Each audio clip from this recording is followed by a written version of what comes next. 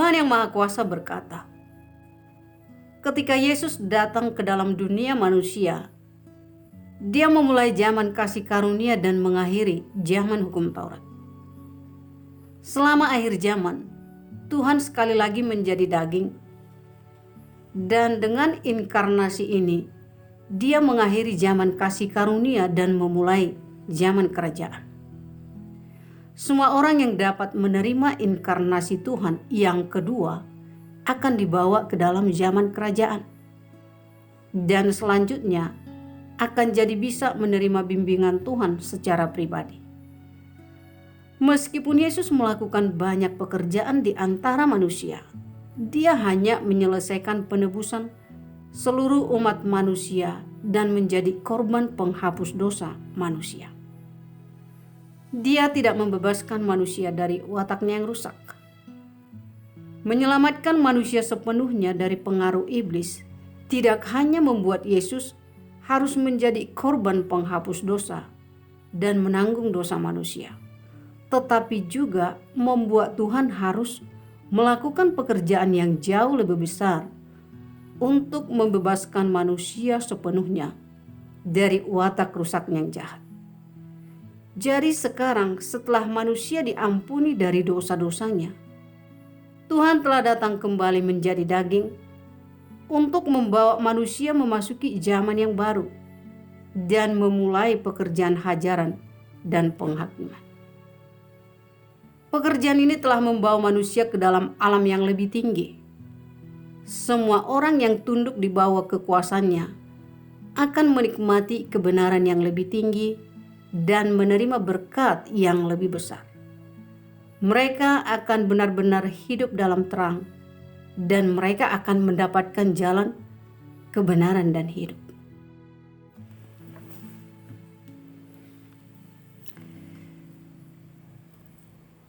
Firman Tuhan jelas, Tuhan Yesus melakukan pekerjaan penebusan, hanya mengampuni dosa manusia. Natur kita yang berdosa masih ada. Kita masih membutuhkan Tuhan untuk melakukan pekerjaan penghakiman dan penyucian, untuk memberi kita kebenaran dan menyelesaikan natur kita yang berdosa, membuat kita dapat membuang dosa dan tidak menentang Tuhan. Lalu kita akan taat dan takut akan Tuhan. Hanya itulah satu-satunya cara kita masuk ke dalam kerajaan Tuhan. Aku tidak memahami pekerjaan Tuhan. Kupikir dosa-dosa kita sudah diampuni dan kita bisa masuk ke dalam surga. Namun setelah 10 tahun percaya kepada Tuhan, aku masih hidup dalam dosa. Tuhan itu kudus dan tak seorang pun yang tidak kudus dapat melihat Tuhan. Jadi bisakah orang yang hidup dalam dosa diangkat ke dalam kerajaan Tuhan? Aku bingung. Aku tidak paham. Membaca firman Tuhan yang Maha Kuasa, aku sadar melewatkan tahap terpenting pekerjaan Tuhan, pekerjaan penghakiman di akhir zaman. Dalam iman kita harus menjalani penghakiman Tuhan sehingga kita dapat ditahirkan, diselamatkan, dan masuk ke dalam kerajaan. Aku ingin membagikan pengalamanku. Sejak kecil aku sudah pergi ke gereja. Aku suka persekutuan orang lain tentang firman Tuhan. Setelah menikah, aku dan suamiku masih mengutamakan pekerjaan gereja. Kami secara aktif terlibat dalam pelayanan gereja. Namun seiring waktu, aku menyadari bahwa khotbah-khotbah pendeta kering dan hambar. Dan dia selalu meminta sumbangan. Dia lebih peduli dengan keuangan daripada kehidupan kami. Para pendeta dan penatua selalu memperebutkan podium dan bersaing satu dengan yang lain. Makin sedikit orang yang menghadiri ibadah. Dan saat beribadah, mereka selalu mengobrol dan sering tertidur selama khotbah. Aku tidak dapat merasakan bimbingan Tuhan.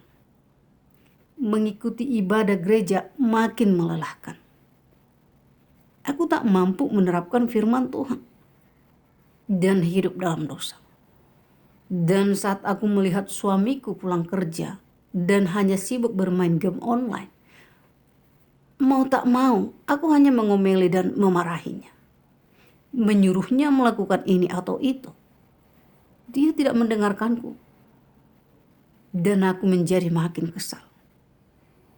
Aku selalu mengkritik inefisiensinya ketika melihatnya melakukan sesuatu dengan lambat. Dia selalu mengkritikku, mengatakan, "Kau belum berubah sedikit pun selama bertahun-tahun sebagai orang percaya." Merasa bersalah, aku teringat dengan firman Tuhan Yesus. Dan mengapa engkau melihat selumbar yang ada di mata saudaramu, tetapi tidak melihat balok yang ada di matamu sendiri? Atau bagaimana engkau dapat berkata kepada saudaramu, "Biarkan aku mengeluarkan selumbar itu dari matamu," dan lihatlah sebuah balok ada di matamu sendiri. Tuhan mengatakan kita tidak boleh melihat kesalahan orang lain, tetapi memeriksa kesalahan kita sendiri. Namun aku tak punya toleransi terhadap suamiku dan perilakunya. Aku selalu kehilangan kesabaranku dan bertengkar dengannya. Hubungan kami memburuk dan aku menderita. Tuhan berkata, "Karena itu jadilah kudus, sebab aku ini kudus." Tuhan itu kudus dan siapapun yang tidak kudus tidak dapat melihatnya. Namun aku tidak mampu menerapkan firman-Nya. Aku selalu berbuat dosa, tak mampu lepas dari ikatan dosa. Bagaimana orang seperti diriku bisa masuk ke dalam kerajaan surga? Pemikiran ini membuatku merasa tidak tenang. Suatu kali setelah ibadah, aku bertanya kepada pendeta tentang masalahku. Dia berkata, "Jangan khawatir. Meskipun kita sering berbuat dosa, Tuhan Yesus telah mengampuni dosa kita. Asalkan kita terus berdoa dan mengaku dosa kepada Tuhan, Dia akan membawa kita ke dalam kerajaan surga." Perkataannya tidak menyelesaikan kebingunganku. Alkitab berkata, "Usahakanlah hidup damai dengan semua orang dan dalam kekudusan." Karena tanpa kekudusan tidak ada manusia yang bisa melihat Tuhan.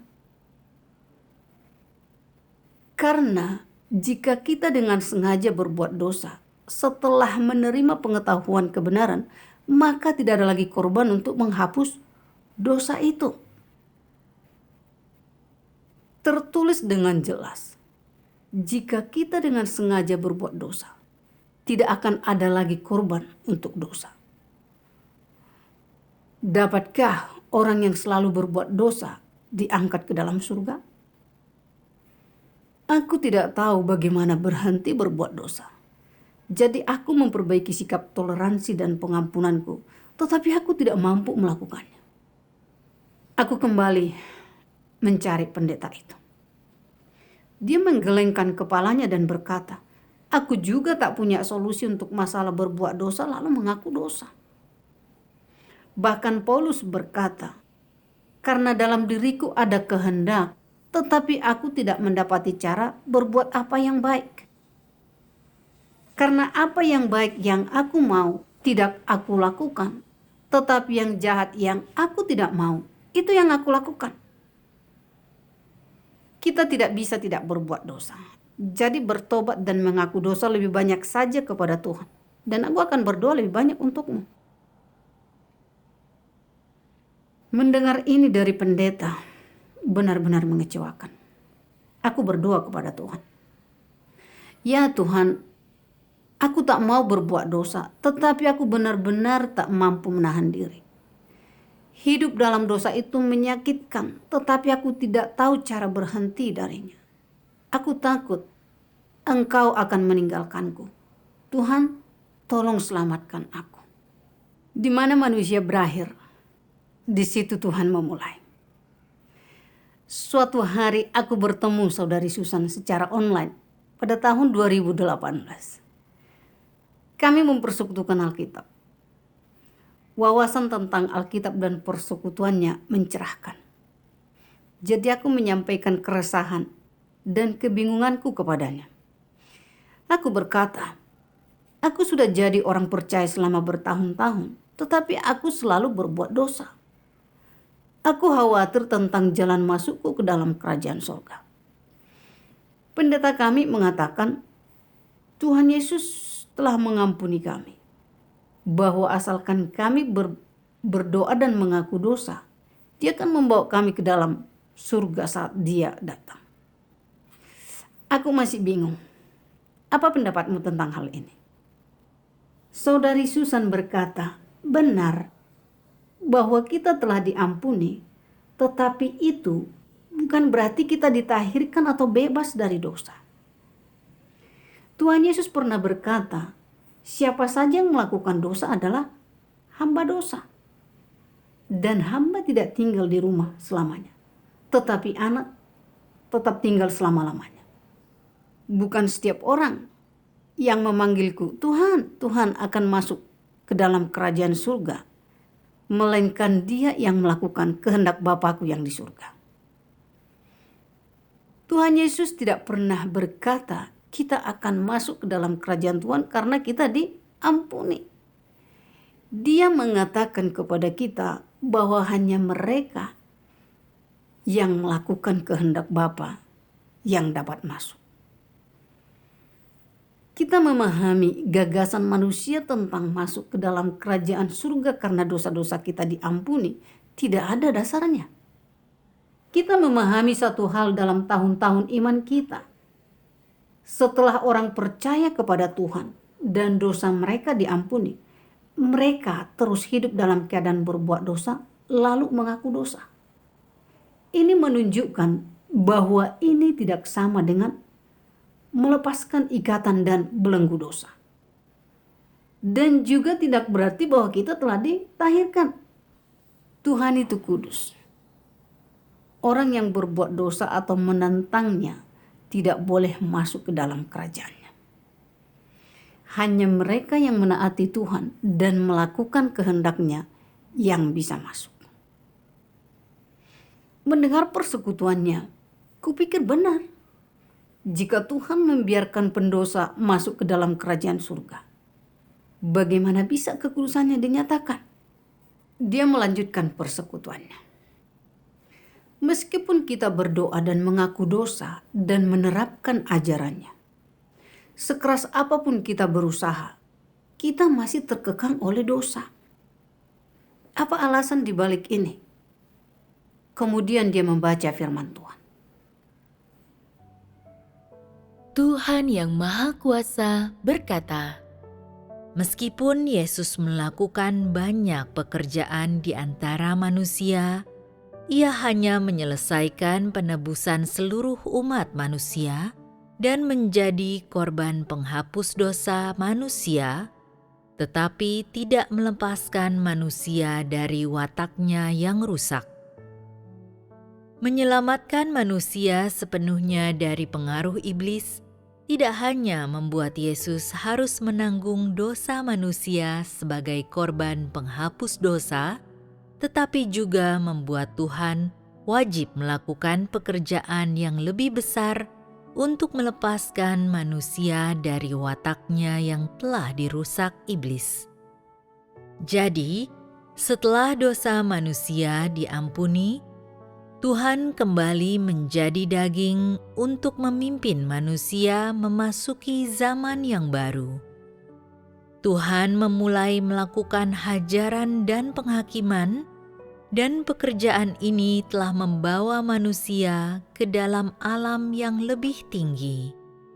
Semua orang yang tunduk di bawah kekuasaannya akan menikmati kebenaran yang lebih tinggi dan menerima berkat yang lebih besar. Mereka benar-benar hidup dalam terang dan akan mendapatkan kebenaran, jalan, dan hidup. Meskipun manusia telah ditebus dan diampuni dosanya, itu hanya dapat dianggap bahwa Tuhan tidak lagi mengingat pelanggaran manusia dan tidak memperlakukan manusia sesuai dengan pelanggarannya. Namun, ketika manusia hidup dalam daging dan belum dibebaskan dari dosa, ia hanya bisa terus berbuat dosa tanpa henti menyingkapkan watak rusak iblis dalam dirinya. Inilah kehidupan yang manusia jalani, siklus tanpa henti berbuat dosa dan meminta pengampunan. Mayoritas manusia berbuat dosa di siang hari, lalu mengakui dosa di malam hari. Dengan demikian, sekalipun korban penghapus dosa selamanya efektif bagi manusia, itu tidak dapat menyelamatkan manusia dari dosa. Hanya separuh dari pekerjaan penyelamatan telah diselesaikan karena watak manusia masih rusak. Tidak mudah bagi manusia untuk menyadari dosa-dosanya. Manusia tidak dapat mengenali sifat dasarnya sendiri yang telah berakar begitu dalam. Hanya melalui penghakiman oleh firman, dampak seperti itu dapat dicapai. Hanya dengan demikian, manusia secara bertahap diubahkan dimulai dari titik tersebut hingga seterusnya.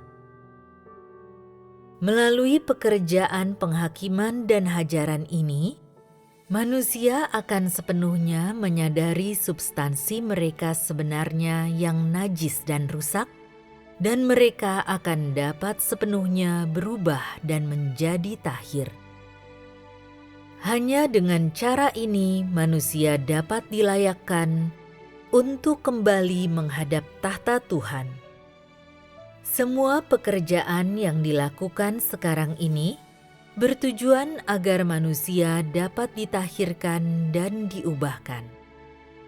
Melalui penghakiman dan hajaran oleh firman-Nya, serta melalui pemurnian, manusia dapat mengenyahkan kerusakan dirinya dan disucikan.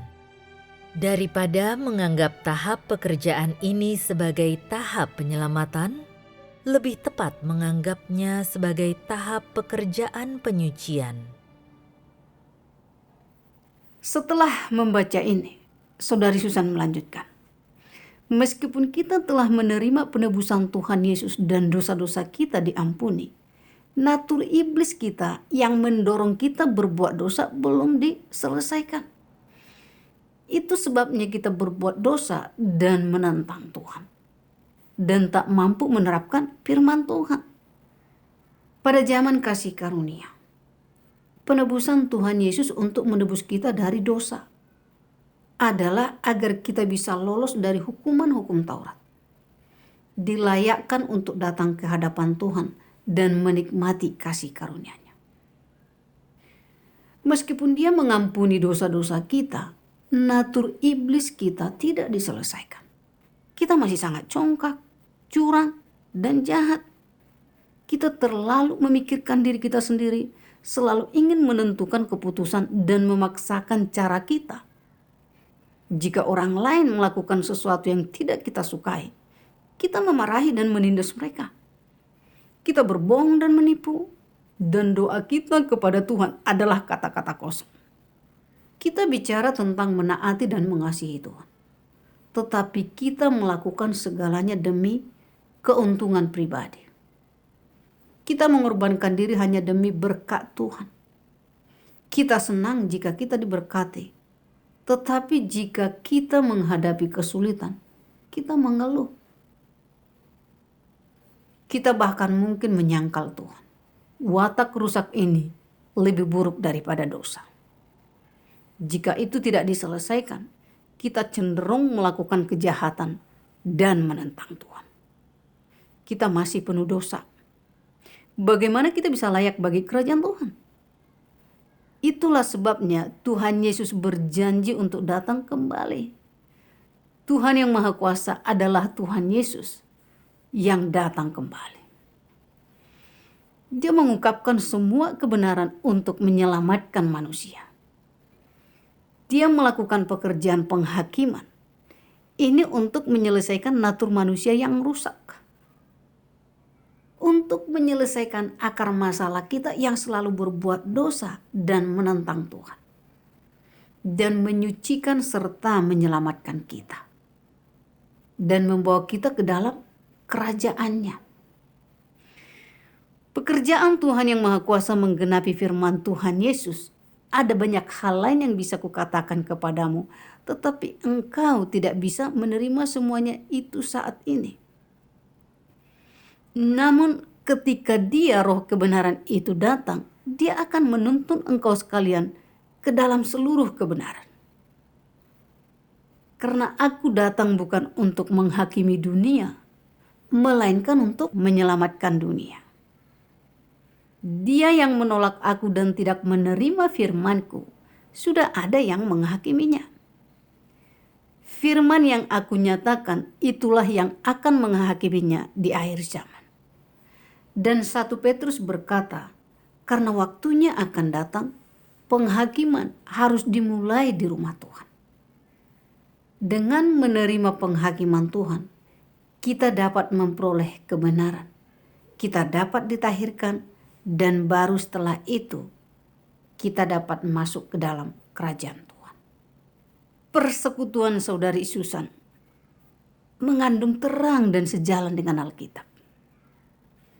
Aku diyakinkan pada zaman kasih karunia, Tuhan Yesus hanya melakukan pekerjaan penebusan, tetapi itu tidak menyelesaikan natur manusia yang berdosa. Iman kita hanya bisa mengampuni dosa-dosa kita.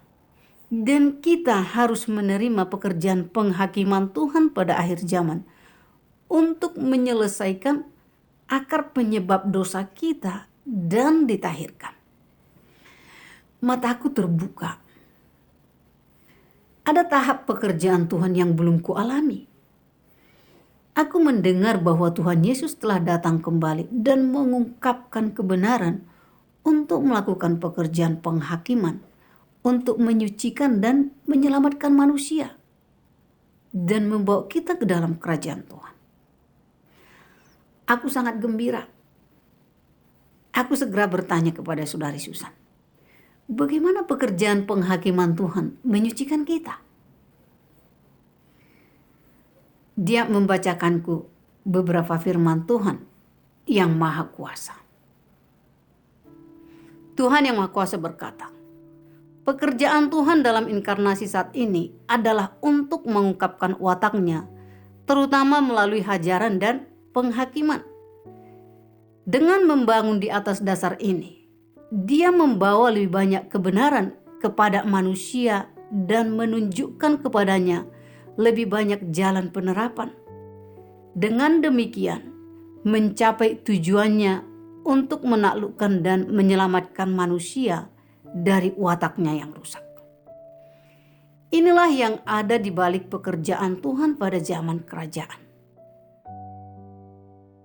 Pada akhir zaman, Kristus menggunakan berbagai kebenaran untuk mengajar manusia, mengungkapkan esensi manusia, dan membedah perkataan dan perbuatan manusia. Firman ini terdiri dari berbagai kebenaran, seperti tugas-tugas manusia, bagaimana manusia seharusnya menaati Tuhan, bagaimana seharusnya manusia setia kepada Tuhan, bagaimana manusia seharusnya hidup dalam kemanusiaan yang normal, serta hikmat dan watak Tuhan, dan sebagainya. Firman ini semuanya ditujukan pada esensi manusia dan wataknya yang rusak.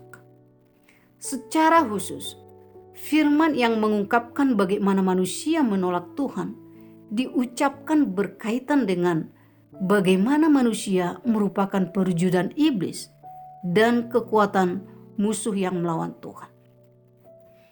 Dalam melaksanakan pekerjaan penghakimannya, Tuhan tidak hanya menjelaskan natur manusia dengan beberapa kata. Dia menyingkapkan, menangani dan memangkasnya dalam jangka panjang. Cara-cara penyingkapan, penanganan, dan pemangkasan ini tidak bisa digantikan dengan perkataan biasa, tetapi dengan kebenaran yang sama sekali tidak dimiliki manusia. Hanya cara-cara seperti inilah yang dapat disebut penghakiman.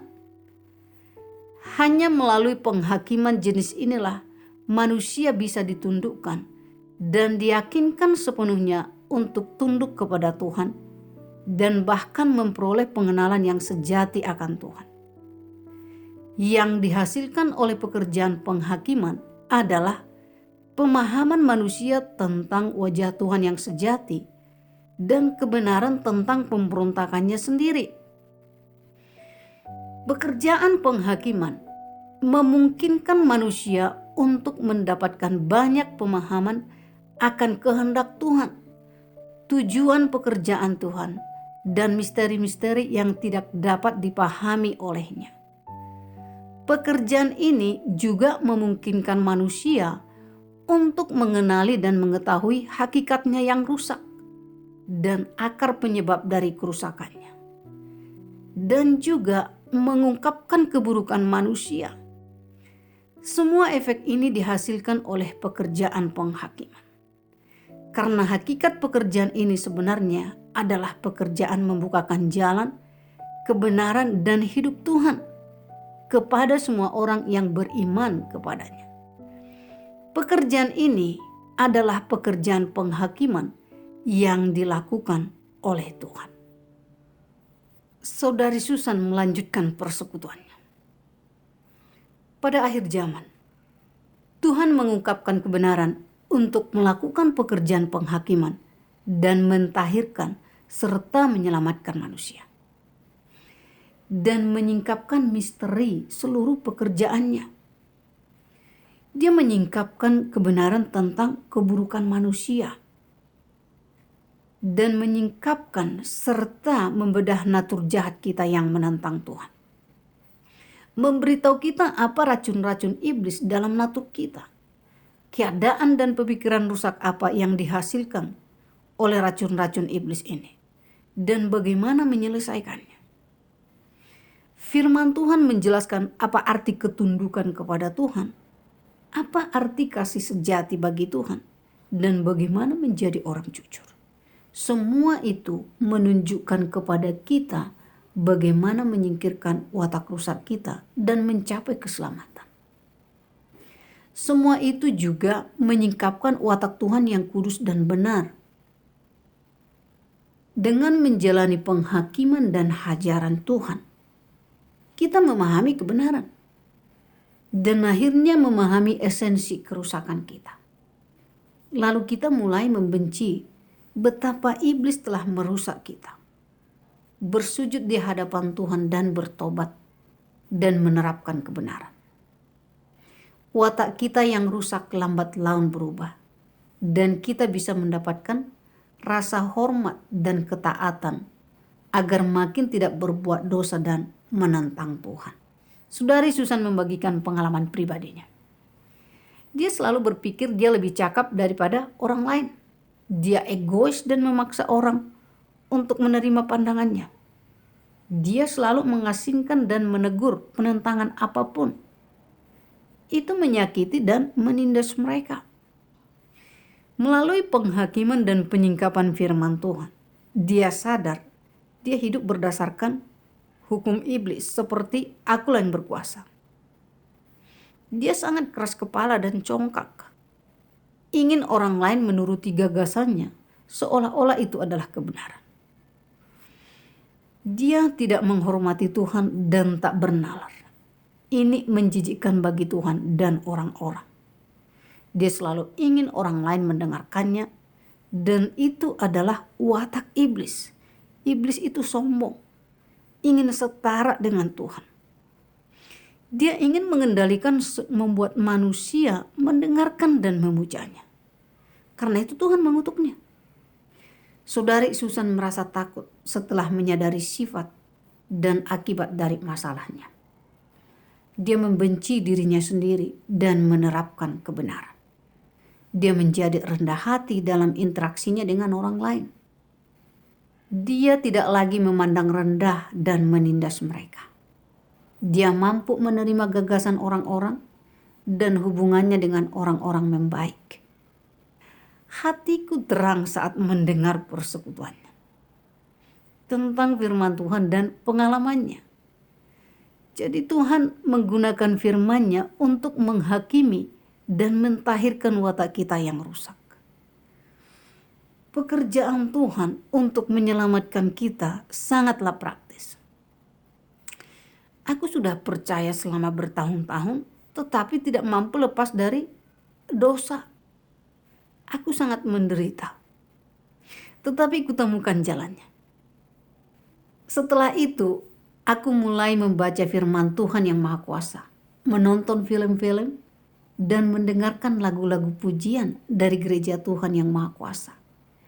Aku juga menghadiri pertemuan untuk mempersekutukan firman Tuhan. Aku dapat merasakan pekerjaan Roh Kudus. Aku memahami misteri dan kebenaran yang tak pernah ku ketahui sebelumnya. Aku sangat menikmatinya. Aku tahu bahwa Tuhan yang Maha Kuasa adalah Tuhan Yesus yang datang kembali. Aku membaca lebih banyak firman Tuhan yang Maha Kuasa dan mendapatkan pemahaman tentang watakku yang congkak.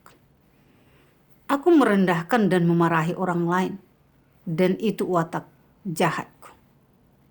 Tuhan benci itu. Aku berdoa kepada Tuhan untuk bertobat. Aku tidak mau lagi bertindak seperti itu dan berfokus pada kesalahan orang lain. Itu tidak masuk akal. Saat melihat suamiku melakukan sesuatu yang tidak kusukai, aku selalu berdoa agar Tuhan menenangkan hatiku dan berbicara dengannya dengan tenang. Suatu hari suamiku berkata kepadaku, "Kau telah berubah sejak mulai percaya kepada Tuhan yang Maha Kuasa. Kau tidak marah seperti dahulu dan kau dapat berdiskusi dengan tenang." Aku bersyukur kepada Tuhan dalam hatiku. Aku tahu keberhasilanku adalah berkat firman Tuhan. Yang benar-benar mengejutkanku adalah ketika suamiku melihat ini, dia mulai membaca firman Tuhan yang Maha Kuasa, menerimanya. Suamiku menyadari melalui firman Tuhan bahwa iblis memikat, mengendalikan, dan merusak manusia melalui game online. Dia akhirnya memahami bahaya bermain game online dan tidak lagi terpikat olehnya. Kami tidak lagi bertengkar. Kami membaca firman Tuhan dan bersekutu satu sama lain. Saat menghadapi kesulitan, kami mencari kebenaran dari firman Tuhan untuk menemukan solusi. Aku merasa pekerjaan penghakiman Tuhan yang Maha Kuasa adalah apa yang kubutuhkan, dan bahwa itu sangat penting untuk mentahirkan dan menyelamatkan kami sepenuhnya. Aku menemukan jalan untuk masuk dalam kerajaan surga. Syukur kepada Tuhan.